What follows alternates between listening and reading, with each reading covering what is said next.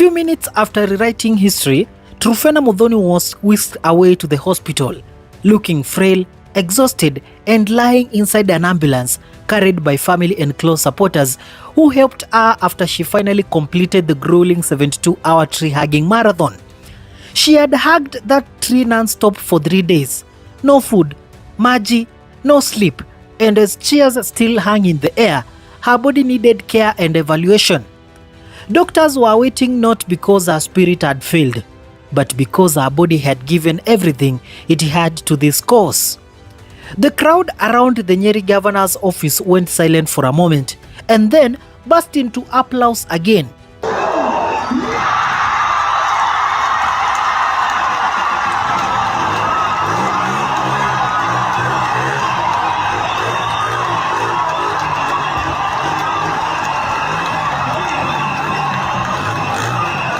Not just for the record, but for the courage that carried her through to that final heartbeat of the challenge. When she achieved the 72-hour mark and broke her own record, the shockwaves rippled across Kenya and beyond. This wasn't some quirky feat for clicks. From the very first moment she wrapped her arms around that tree on December 8th, it was a silent protest, a vibration in the quiet against deforestation, against environmental neglect, and for the deep healing power of nature itself. Truphena wasn't just hugging wood. She was hugging a message into the world that we still have time to make things right. As the hours passed, people came, not just curious onlookers, but families, musicians, activists, even county officials, drawn by something deeper than spectacle. They brought umbrellas, blankets, heaters when cold nights hit hard. They shared songs, laughter, stories, and most importantly, support, not just for Truphena, but for each other in that shared experience. On that tree-hugging stage, rain soaked her clothes, the wind chilled her bones, fatigue tugged at her muscles. But through every throb of pain and every tremble of tiredness, she held on. Because this wasn't about being comfortable. It was about making sure nature got the attention it deserves and reminding us that even in stillness, there is strength. Truphena was no stranger to endurance records. Earlier this year, she set the record for hugging a tree for 48 hours at Mishuki Memorial Park in Nairobi, a wild first that drew applause and admiration. But she knew she had more to say, a bigger place to plant her message, and so she came to Nyeri, where this latest attempt would stretch the limits of her human spirit and physical endurance like never before.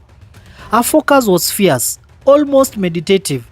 Even through the pain, she once blindfolded herself by her own choice to stimulate the experiences of visually impaired people and link her environmental cause to inclusivity and empathy. It was a gesture that gave her marathon a deeper meaning, connecting physical endurance to shared human experience. And the support was real. Kenyan's leaders showed up in word and in spirit.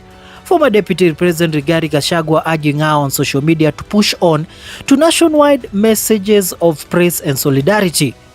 These weren't just official nods. They were acknowledgements that what she was doing was big, not just for forests, but for hearts and minds across the country.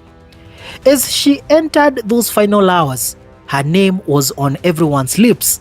Tens of thousands followed her journey online, on TikTok and other platforms, with people cheering her on, sharing her message, and celebrating every hour she hung to that tree. Newsrooms, citizens, strangers, all felt this moment belonged to something universal. When the clock finally struck to the end of the 72-hour period and she sealed the world record, it wasn't just about the record being broken. It was a kind of limitation in all of us. People knew immediately that they had witnessed something rare, a single act that turned quiet devotion into a national conversation about environmental stewardship.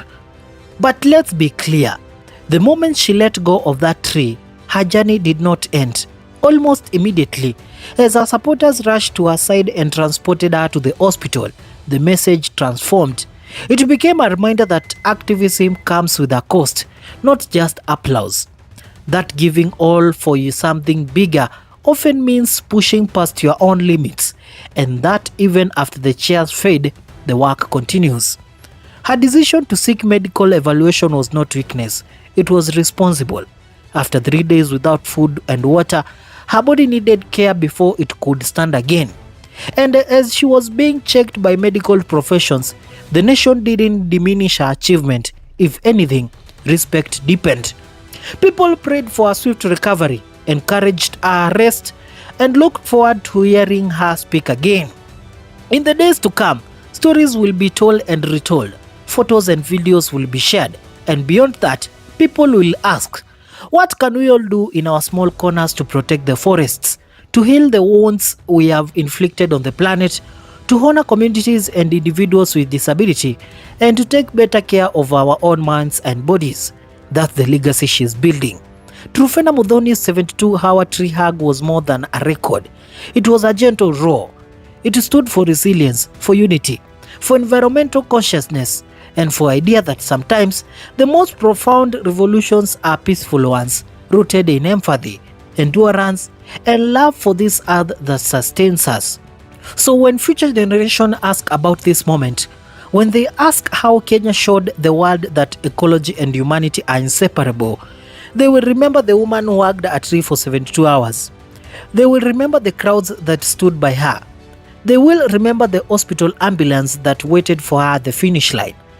And they will remember that once person quiet resolve can move the world into action. Thank you so much for watching. If you have not subscribed to my channel, please do so. And if Truphena Muthoni has really made your day, like and comment below. Thank you so much for watching. Mimi ni the commentator, mjukuu wake Papa Francis, mnanitafuta hamunipati.